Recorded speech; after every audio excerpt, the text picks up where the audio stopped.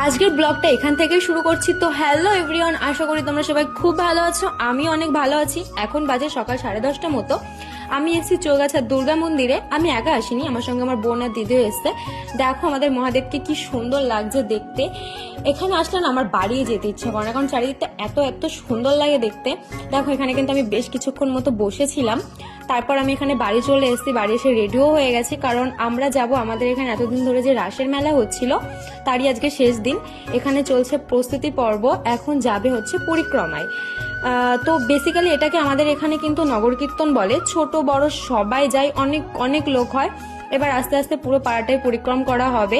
সবাই কিন্তু অনেক অনেক মজা করে, কারণ জানো তো আমাদের এখানে অনুষ্ঠানটা কিন্তু 8 থেকে 9 দিন হয়।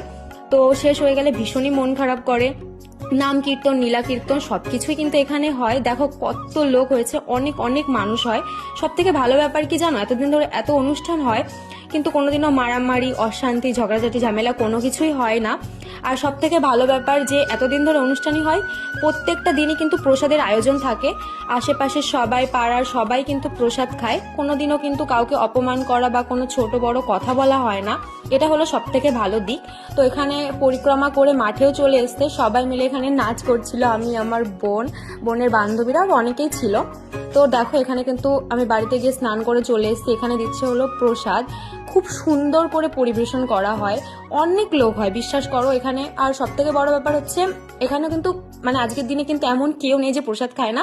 তো আজকের মতো এইটুকুই, দেখা হচ্ছে পরের ভিডিও।